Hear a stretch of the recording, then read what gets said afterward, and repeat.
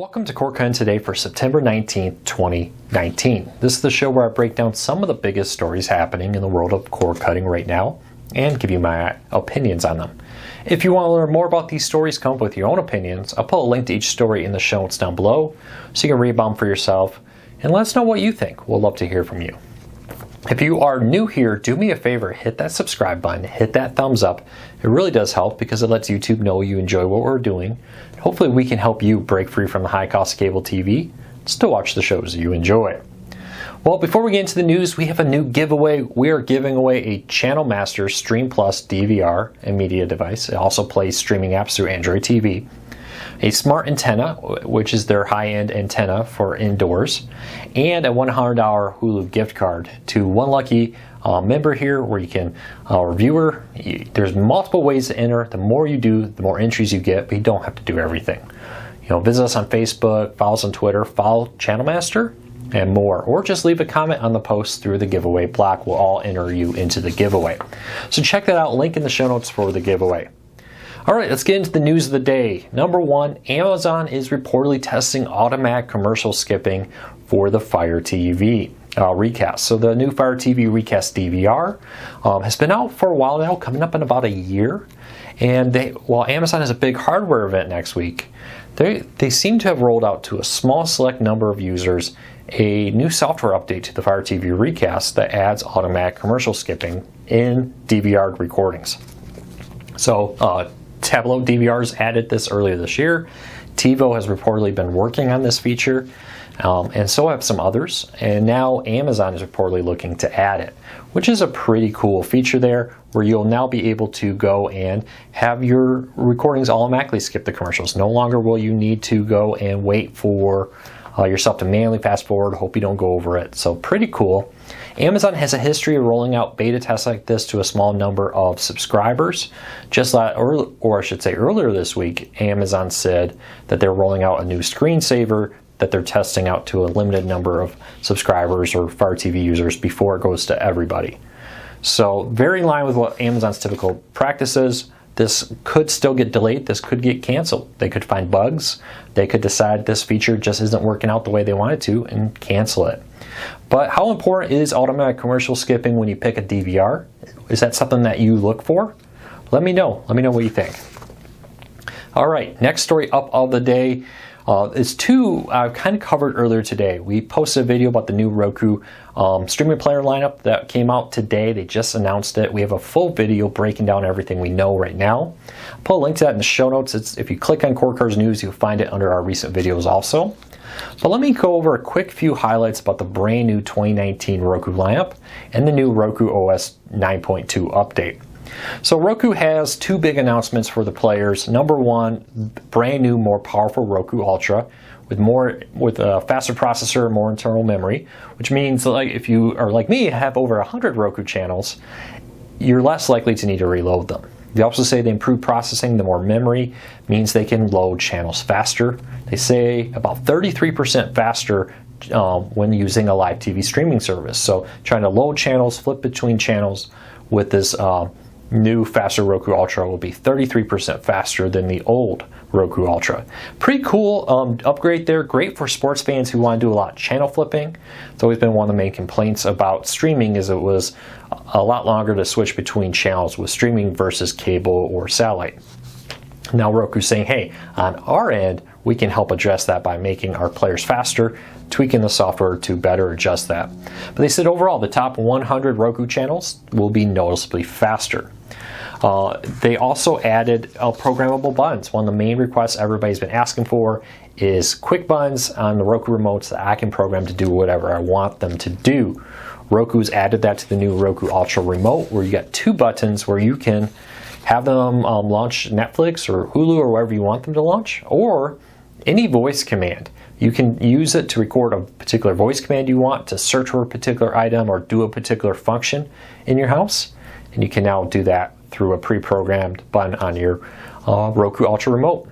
They also shrunk the size of the Roku Express, where they made it a little bit smaller, and they reduced the amount of power it needs. So they say you'll be able to power it from the vast majority of TVs through the USB port on the TV.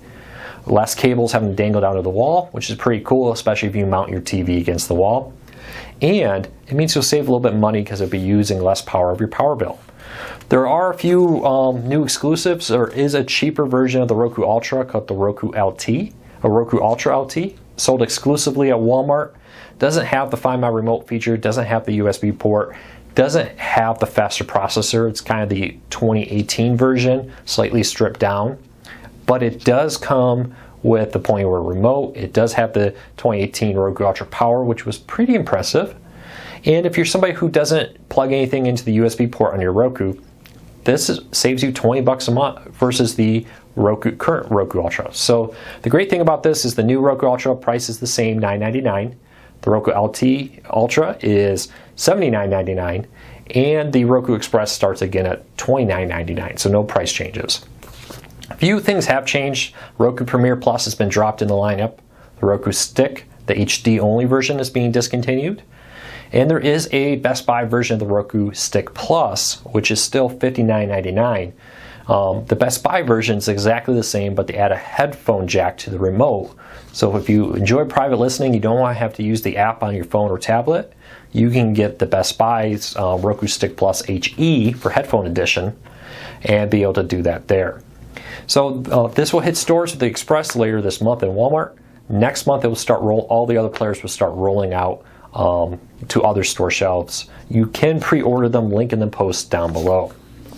Also, Roku has announced a new Roku OS 9.2 with improved voice commands, tips, under the hood improvements, and the faster channel launching on the Roku Ultra that we've already talked about.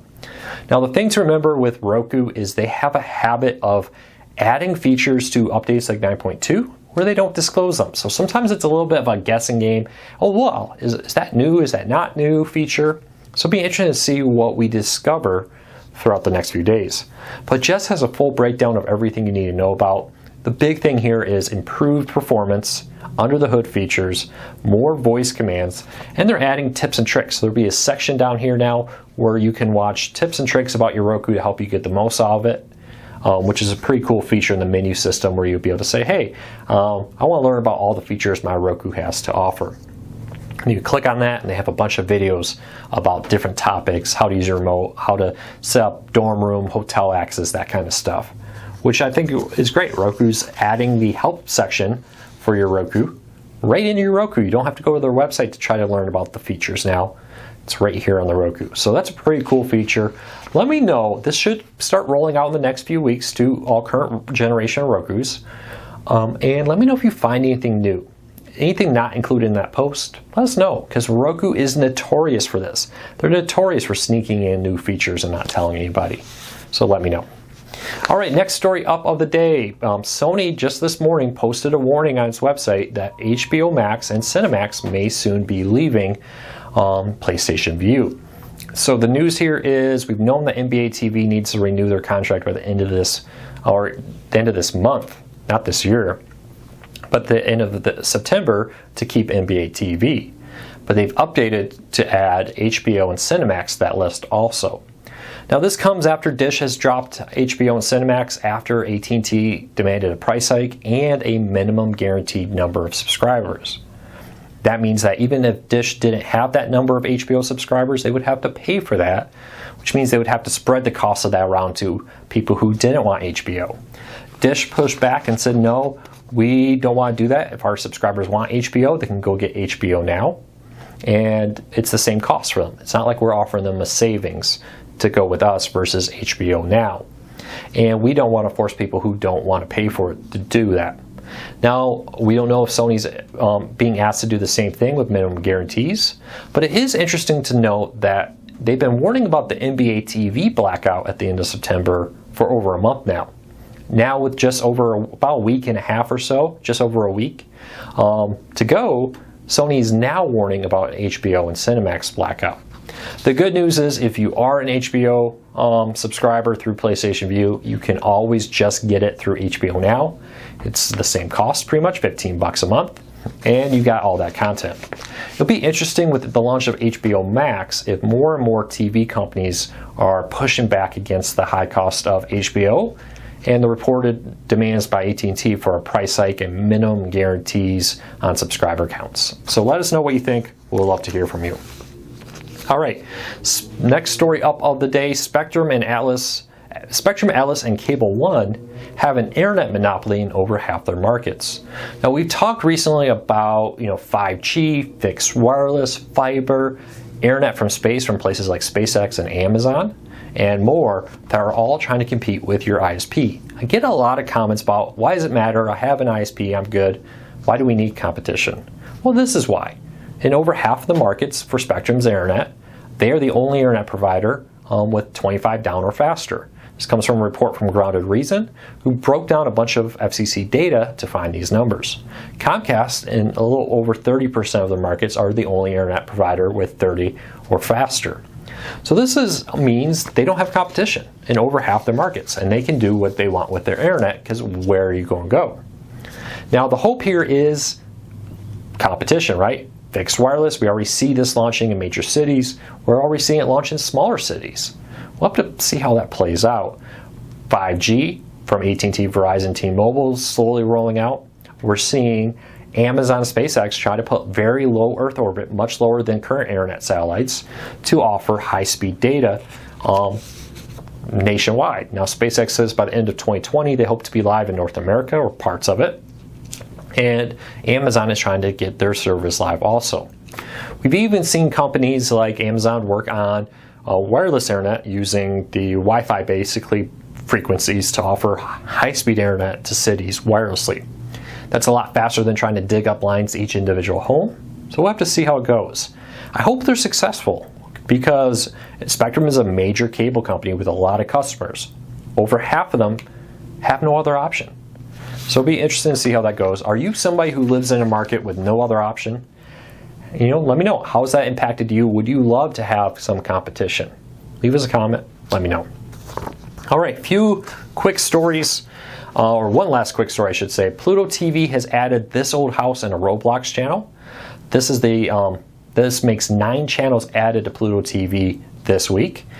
This Old House includes the PBS shows This Old House content rotating there, and I think Ask This Old House also I've seen on there. And Roblox is the popular video game. I know I have kids that absolutely love this game, where they'll have a channel dedicated to all things Roblox. So check that out over at Pluto TV. Let me know if any of the new channels are your favorites. They added a bunch of 7 new Viacom channels earlier this week, and now This Old House and Roblox are live on Pluto TV. So let me know what you think about these stories. If you're new here, hit that subscribe button, hit that thumbs up. One quick note, the Thursday podcast, we're going to move from noon to 1 p.m. Eastern. So today at 1 p.m. Eastern, Jess and I will be live doing a podcast. Hope you all have a fantastic day. I really appreciate your support. We will be back tomorrow with more cord cutting news today, and today at 1 p.m. for the podcast. We'll see you there. Take care, everybody. We appreciate your support.